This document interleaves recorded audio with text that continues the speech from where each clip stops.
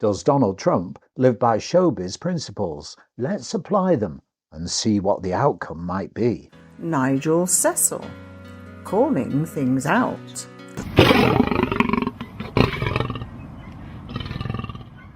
Hello, Chakabatis, welcome. Thank you for joining me, moi, Nigel Cecil, for what is a late night Nigel Cecil special. Because I've just been to the gym doing an hour on the bike and I wear my selfie cap, especially because we were thinking about doing this video. The news, Donald Trump proposing to sue the BBC for £1 billion. The selfie cap on because, well, I can pretend I've got lots of hair under my cap. I'm a celebrity. And this, of course, is where we ask the question, which Donald Trump often explained by saying, you know, it's complicated, but not really complicated when you get right down to it, right? It's complicated, but when you get right down to it, it's not complicated. You see, what politicians don't seem to understand nowadays, with the advent of the internet, influencers arriving overnight with mega views. No one can really put their finger on what's causing it, what makes an influencer overnight. But think about celebrities. Think about Donald Trump. Yes, there'll be those who hate Donald Trump, dislike Donald Trump, is a criminal, is a liar. But of course, those who like Donald Trump simply won't believe you. It's only worth knocking something that's worth knocking. And that applies to showbiz, the ethics of showbiz, celebrity status, top of the first division. And politicians now, because of the internet, need to really relate to how the internet communicates with everyone. The ordinary person, well, I'm ordinary, overnight. Well, they have influence. And celebrities know, never presume, never assume.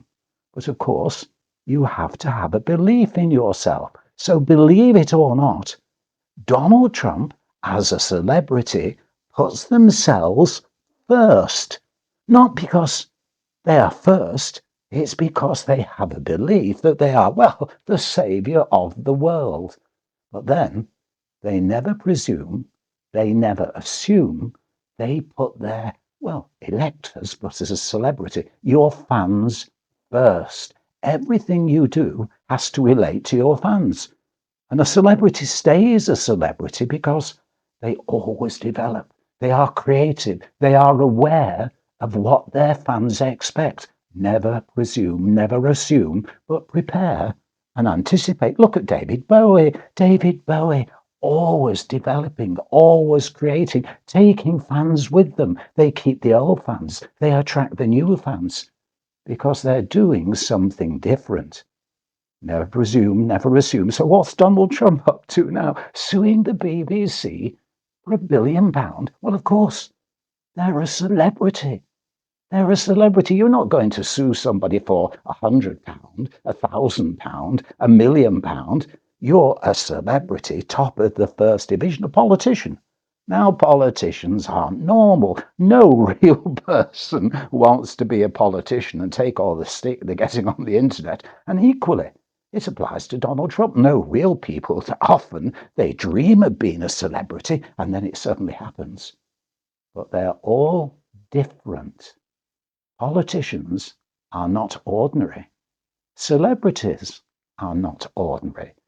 So you shouldn't really consider whether, well, they're just an ordinary person. No, they'll try to relate to you. They put the fans first. But if you're going to do something, do it big. Do it grand. If you're going to be ill, be dramatically ill. If you're going to call someone out, call them out.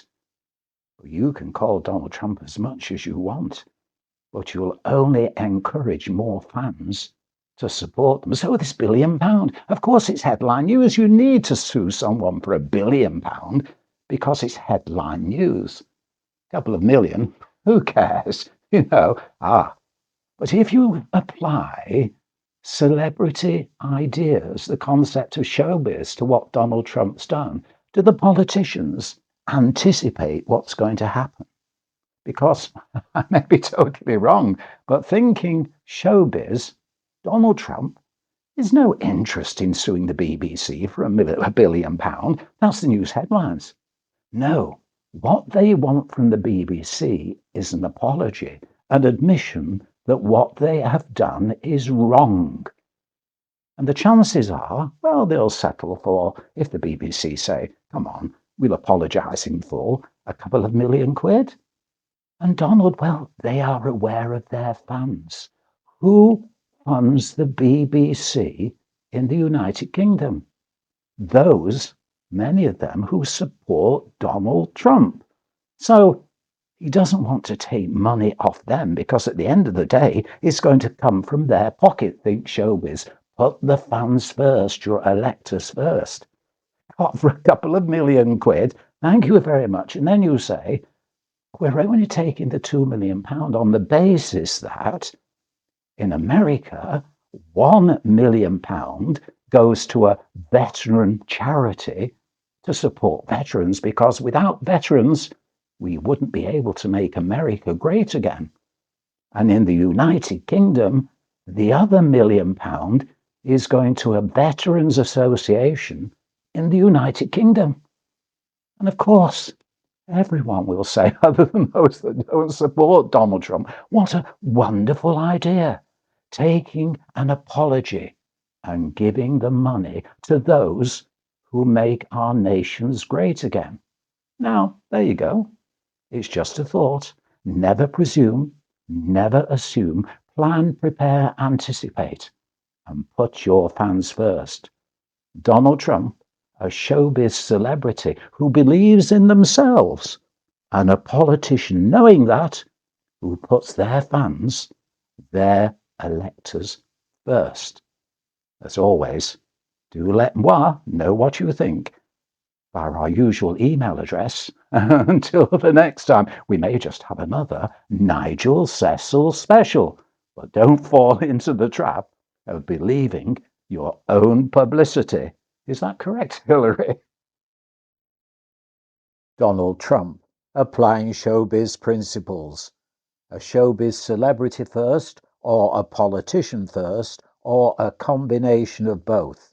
Time will tell. Nigel Cecil, calling things out.